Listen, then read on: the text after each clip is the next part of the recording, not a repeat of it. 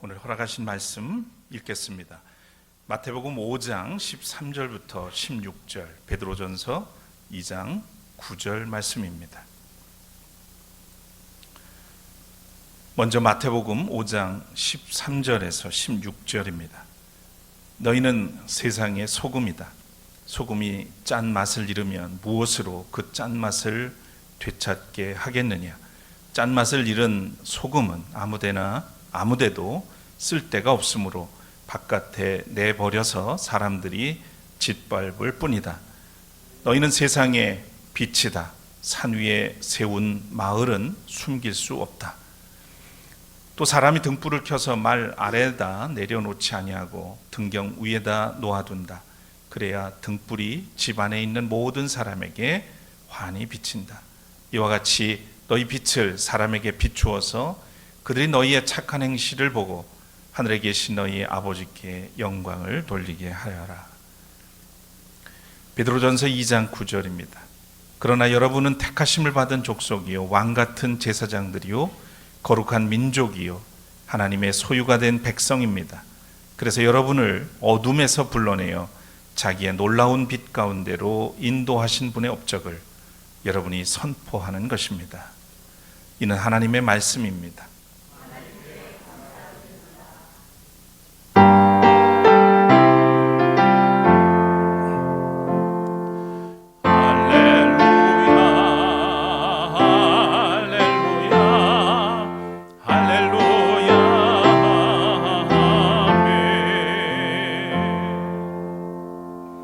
자리에 앉으시겠습니다.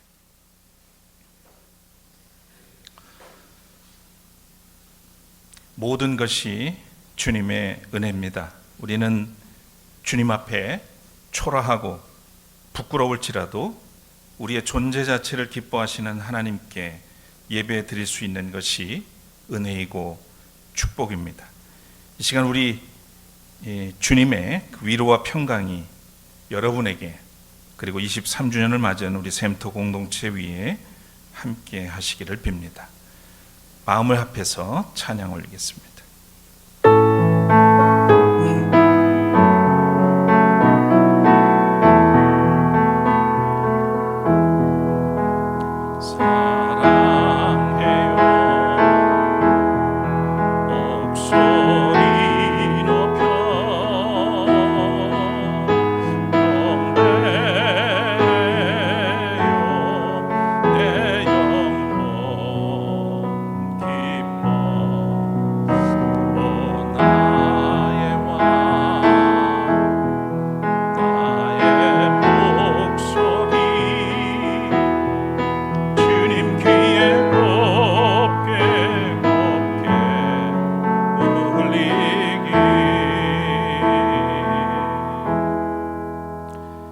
모든 것이 주님의 은혜입니다.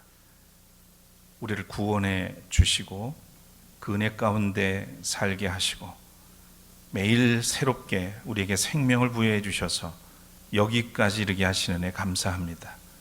또 23년 전 이곳에 당신의 교회를 세우시고 성도들과 더불어 교회를 가꾸고 또 이 지역 사회를 섬기며 하나님 나라를 위해서 일할 수 있도록 인도하시는 애 감사합니다. 이제 더욱더 어지럽고 혼란스러운 이 시대에 하나님이 세우신 교회가, 이 공동체가 세상의 진정한 빛과 소금으로 하나님 뜻을 온전히 이루어가고 또 하나님의 기쁨이 되는 많은 영혼을 구원할 뿐만 아니라 하나님의 뜻이 이루어지는 곳으로 만들어가는 또 하나님께 쓰임받는 공동체가 되게 하여 주옵소서. 진정 우리가 교회임을 깨닫게 하시고 이 시간 허락하시는 말씀을 통해서 더욱더 주체적으로 주님 앞에 살아가게 하여 주옵소서. 이 말씀 가운데 함께 하시고 우리 가운데 역사하옵소서. 예수 그리스도 이름으로 간절히 기도합니다. 아멘.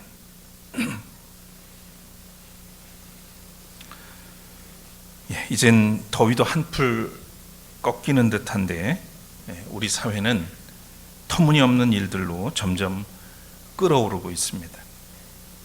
출산율과 경제 지표는 나날이 추락하고 있는데 나라의 비전도 제시하지 못하는 정권은 시대착오적인 반공 이데올로기와 친일 뉴라이트 사관에 사로잡혀서 민주적 질서와 체계를 파괴하고 있습니다.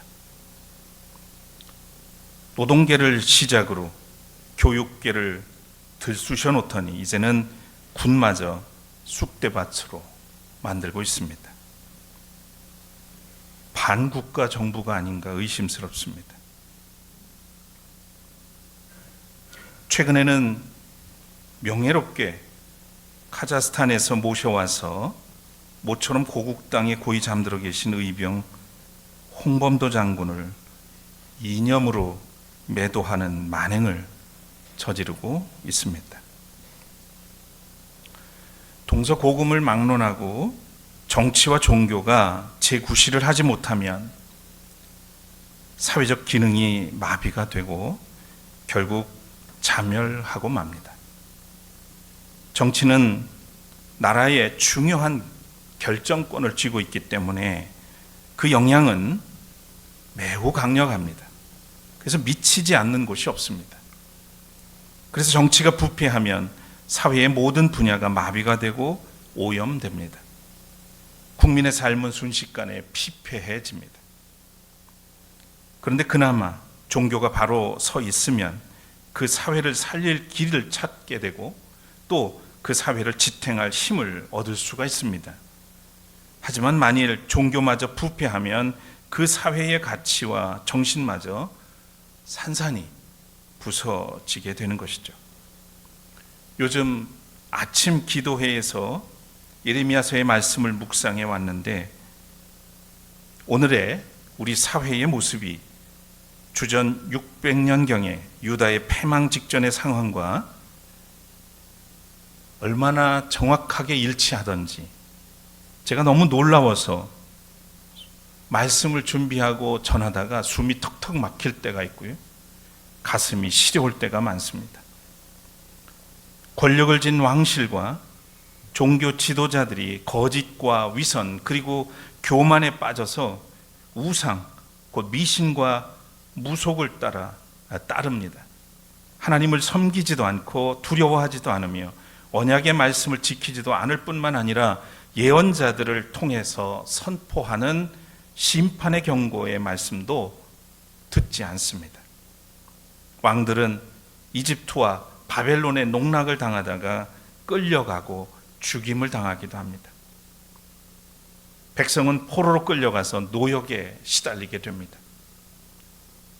이처럼 유다가 멸망하게 된 주된 원인은 하나님께서 그들의 조상을 이집트의 노예 생활에서 해방시키시고 그들이 하나님의 백성이 되고 하나님은 그들의 하나님이 된 시내산 언약과 계명을 망각하고 무시한 결과입니다. 우리가 흔히 하는 말로 역사를 잊은 민족에게 미래는 없다고 합니다. 그런데 모든 것이 첨단화 그리고 고도화되어가는 세상에서 우리나라의 정치와 종교가 본분을 잃고 재구실을 하지 못해서 역사상 최대의 위기를 맞이하고 있습니다. 정치나 타 종교의 문제는 접어두고서라도 통계 지표로 나타나는 우리 한국 교회의 현실과 그리스도인의 상황은 매우 심각합니다. 올해 한국 기독교 목회자 협회에서 발표한 한국인의 종교 생활과 신앙 의식 조사 결과에서 개신교 인구가 15%로 불교에 다시 1위를 내주고 2위가 되었습니다. 등수가 뭐가 중요하겠습니까? 그런데 한때 25%라고 떠들던 한국 교회는 어느새 15%로 주저앉았습니다. 그리고 또 중요한 것이 종교인 비율이 36.6%로 역대 가장 낮은 비율로 나타난 겁니다. 5년 전에 처음 종교인 비율이 50%에 못 미치는, 우리나라 총 국민의 50%도 안 되는 사람들이 종교 생활을 한다는 거예요. 그런데 지금 5년 후가 된 요즘 36.6%라는 겁니다. 특히 20대 이하에서는 19.1%, 30대에서는 24.5%로 종교인의 전체의 4분의 1도 채 되지 않았습니다. 이렇게 무종교인이 늘어나는 데는 매우 복합적인 이유가 있을 겁니다. 우선 기성 종교단체나 종교인들에게 실망해서 종교를 떠나는 경우도 있지만, 종교에 대한 관심 자체가 없는 경우도 점점 많아지고 있다는 겁니다. 현재 종교를 믿지 않는 이유에 대해서 종교에 대한 불신과 실망보다 종교에 관심이 없어서가 더 많다는 겁니다. 종교에 대해서 불신하고 실망을 느낀다는 게 28.1%인데 비해서 종교에 아예 관심이 없어졌다는 게 39.7%, 40%에 육박합니다. 한마디로 종교가 자정 능력도 없고 제9실, 제 역할을 못한 결과입니다. 실천신학대학원 대학교 정재영 교수의 분석에 의하면 이것은 전 세계적으로 종교 인구가 80%가 넘는다는 사실과도 크게 차이가 난다는 거예요. 우리나라 사람의 가치관이 매우 현세적이라는 점과 연관이 있다고 보았습니다. 내세나 정신세계에 대한 관심이 적어지고 이 세상에서 성공하고 부유해지는 것이 삶의 목적이 되고 있기 때문이라는 겁니다. 그래서 점점 종교에 대한 관심이 상대적으로 감퇴한다는 것이죠. 이러한 무종교인의 증가는 제도 종교의 쇠퇴와 괴를 같이 한다고도 보았습니다. 기성 종교에게는 그래서 더 큰 도전이 되는 것이죠. 이미 기독교의 역사 속에서 제도권 밖에서 종교 운동이 있었는데, 특히 오늘날에는 포스트 모더니즘의 영향으로 제도라고 하는 틀을 불편해하고 있는 사람들이 늘고 있어서 제도 종교를 떠나는 사람들이 점점 많아지고 있다 하는 것이죠. 여러분 들어보셨을 건데, 교회에 가난한 교인들이 있다는 거, 나 교회 안 나가라는 믿음은 가지고 있지만 교회는 가기 싫어, 그리고 나홀로 신앙생활하는 분들이 늘어나고 있다는 겁니다. 특히 코로나 팬데믹을 거치면서 이런 모습은 더욱 표면화되고 있습니다. 한마디로 정리하면 기독교가 사회적 역할, 공적 교회로서의 책임을 제대로 하지 못해서 전반적으로 영향력을 잃고 있다는 겁니다. 교회가 교회답지 못하다는 의미입니다. 정재영 교수는 대안으로 몇 가지를 제시했습니다. 종교단체들은 제도 자체를 중시하기보다는 종교적 가르침이나 본래의 정신을 유지하기 위해서 노력해야 한다 하는 것. 또한 기성 종교들끼리 서로 우월하다고 경쟁을 하는 것도 의미가 없다고 봤습니다. 종교에 대한 사람들의 관심을 더 약화시킬 뿐이고, 사람들이 종교 자체에 대해서 관심을 갖도록 노력하는 것이 무엇보다 중요하다라고 이야기를 합니다.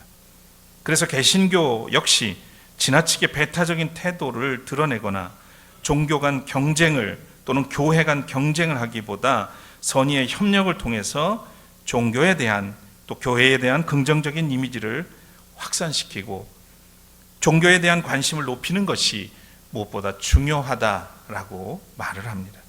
이 시대에 종교의 역할에 대해서 심각하게 고민할 때라고 지적을 했습니다. 저도 충분히 공감합니다. 교회가 본질에서 벗어나기 시작하면 위기를 당하게 되죠. 그러나 위기를 당했을 때 본질로 돌아서면 기회를 얻을 수가 있습니다. 3년 전 이맘때쯤 그리스도인의 사회적 책임이라는 주제의 강론을 제가 한 적이 있습니다. 한 번도 겪어보지 못한 코로나 감염 확산이 우려되던 때죠.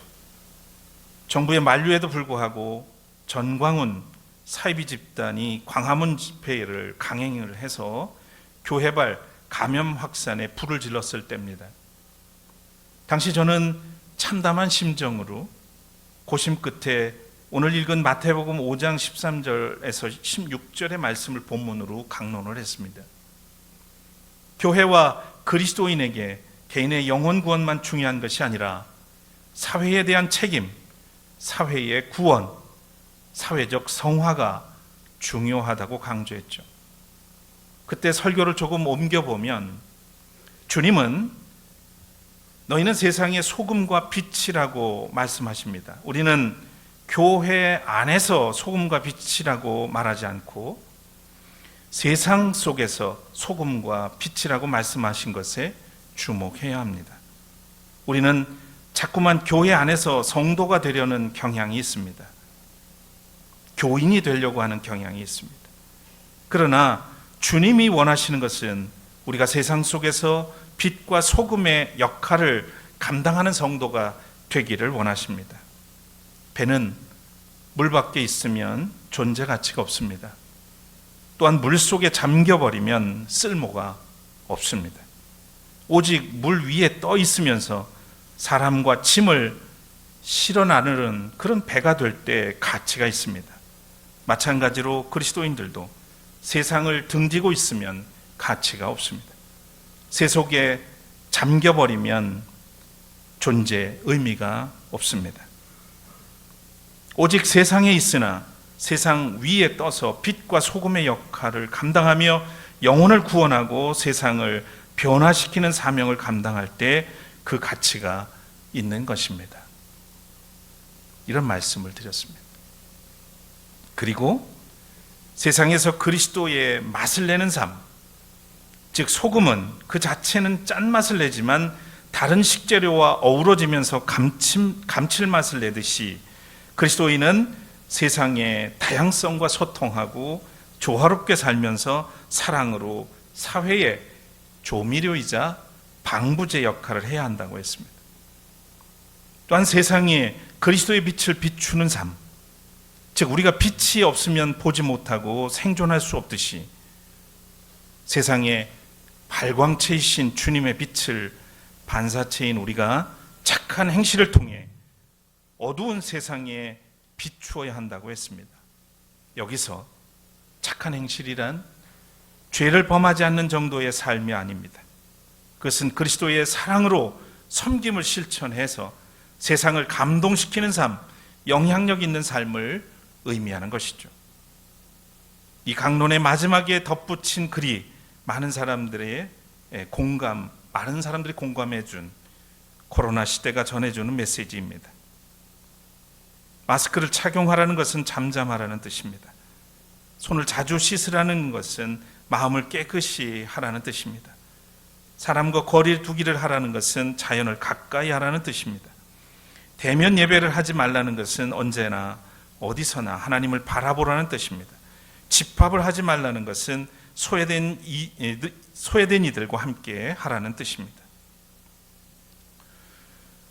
창원의 고승하 선생은 이 글을 보시고 노래를 만들어서 저에게도 보내주신 바가 있습니다. 당시에 짧은 이 글에 많은 분들이 공감하고 서로 위로를 전했으며 교회가 무엇인지 또 그리스도인은 누구인지 어떻게 살아야 하는지를 생각하는 계기가 되었습니다. 그리고 이 일로 하나님은 저에게 소중한 만남을 허락하셨고 큰 위로를 선사해 주셨습니다. 이곳에도 바로 그분들이 와 계십니다. 최근에는 일면식도 없는 후배 목사 한 분이 이 글을 계기로 수원에서 일부러 찾아와서 이야기를 나눈 적도 있습니다. 지금도 가장 의미 있게 생각하는 것은 댓글에 달린 타 종교인들의 좋은 반응이기도 하지만 이런 것이 많았습니다. 이참에 교회를 떠나려고 했는데 목사님 글을 보고 제가 신앙생활을 너무 편협하게 해왔구나 하고 깨달았습니다. 그래서 교회를, 기독교를 떠나려던 마음을 다시 접습니다. 여러 개의 댓글을 볼 수가 있었습니다. 사실 그때까지 왜 이런 일이 나에게 일어났는지 몰랐는데 바로 이런 분들을 위해서 하나님이 무명의 작은 교회 목사인 저를 사용하셨구나, 나를 사용하셨구나 하는 깨달음을 얻을 수가 있었습니다. 베드로 사도는 이렇게 말합니다. 여러분은 택하심을 받은 족속이요, 왕같은 제사장들이요, 거룩한 민족이요, 하나님의 소유된 백성입니다. 그래서 여러분을 어둠에서 불러내어 자기의 놀라운 빛 가운데로 인도하신 분의 업적을 여러분이 선포하는 것입니다. 성도의 정체성은 하나님의 택함을 받은 구별된 자, 왕의 제사장, 그리스도 안에서 하나님의 가족이 된 거룩한 백성이라고 합니다. 죄의 어둠에서 구원받은 자로서 세상에 구원의 빛을 비추고 선포할 사명을 받은 사람이라고 강조하고 있죠. 또 사도 바울은 이렇게 말합니다. 우리는 하나님의 작품입니다. 선한 일을 하게 하시려고 하나님께서 그리스도 예수 안에서 우리를 만드셨습니다. 그리스도 안에서 건물 전체가 서로 연결되어 주님 안에서 자라서 성전이 됩니다. 그리스도 안에서 여러분도 함께 세워져서 하나님이 성령으로 거하실 처소가 됩니다. 그리고 고린도후서 6장 16절의 말씀에 우리는 살아계신 하나님의 성전입니다. 성도가 곧 성전이라고 합니다. 하나님의 선한 일을 위해 지어진 공동체, 성도는 걸어다니는 교회, 성령이 이끄시는 공동체, 세상 속에서 세상을 변혁하여 하나님 나라를 이루어가는 공동체입니다. 우리가 교회입니다.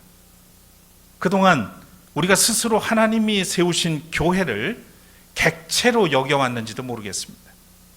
그래서 좋은 교회를 찾아서 산만리, 이미 은혜를 입고 살면서 여전히 은혜로운 교회를 찾아다닙니다.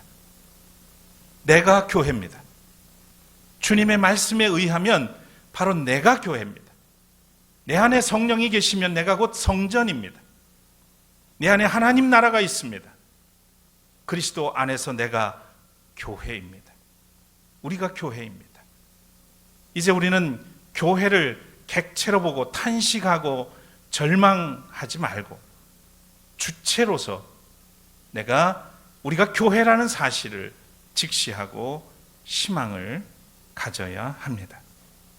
사랑하는 여러분, 이 땅에 그리스도인으로 가장 가치 있는 삶을 사는 길이 무엇이겠습니까?